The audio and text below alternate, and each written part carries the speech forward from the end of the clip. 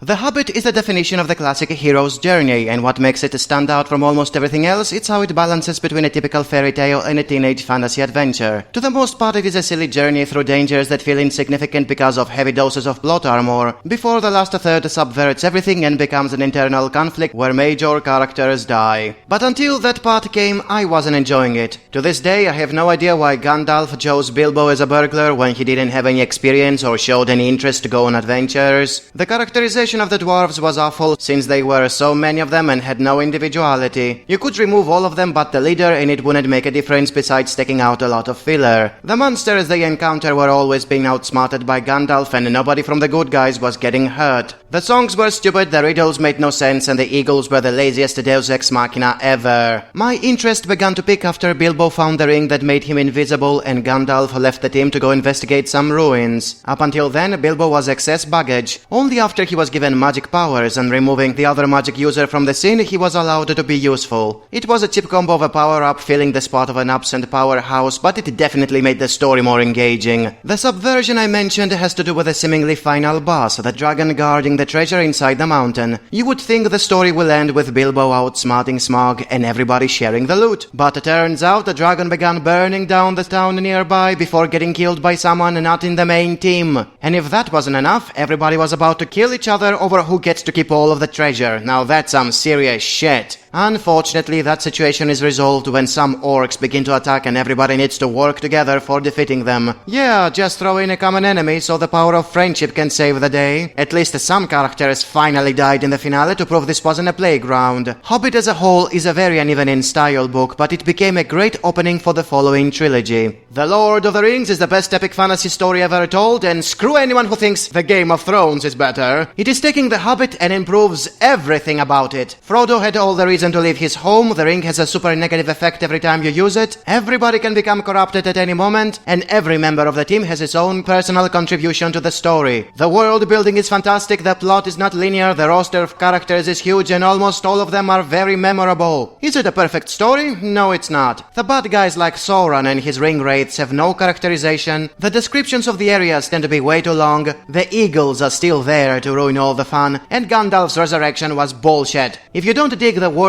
building, the lore, and the rather simple internal struggles of the main characters, you are not going to enjoy this. This counts double for if you ever bother to read the Silmarillion, which is essentially an anthology of the most important events in the history of Middle-earth from its creation and up until the end of the Third Age. There is plot continuity, but the characters change all the time and there are hundreds of weird names of locations, people, and various terminologies concerning the cosmology and the theology of the setting. Speaking of which, it's nice to see how Tolkien was heavily inspired by his country. Christianity, the lifestyle of Great Britain, and Scandinavian folklore are obvious pools of imagination to draw from. Hell, he spent his life creating his own language based on it, but he also threw in a lot of events from his life as well, such as the destructive technology used in World War II, nature that is slowly dying for resources, and the ever-present eagles being the saviors of the war in the form of the American army. He merged his lifestyle and life experiences into a story that connected with people of his generation, just like Harry Potter did decades later. The only difference is Harry Potter is garbage while Middle-earth is amazing. And as I said, it's not a perfect story. It's just that the pros outnumber the cons by a lot. I didn't like how the bad guys were evil for the sake of it, and how little characterization they had because of that. But compared to the convoluted motivations other stories have, where all characters are stupid assholes who change sides every 10 pages, I prefer the straightforward personalities of Middle-earth. There is a lot of magic and it's usually used for convenience, but it is consistent on how it works. They do not forget how to use it or change the rules in later events. There is no instant mind control spell or time travel to turn everything into a joke. Reading Middle-earth is about empowerment fantasy as it is about the genuine feelings of a man who dedicated his life in creating the basis of modern fantasy. There is no pretense in it, nothing that betrays its initial vision or to make the reader feel cheated when it's over. It has issues that could have been fixed rather easily, but they are not enough to dethrone it from being the best fantasy story ever told. I tried out a dozen others, none of which was remotely as memorable or captivating. And in order to prove that, I will spend the following book reviews bitching about the other fantasy books I read and how awful they were, starting with Mistborn.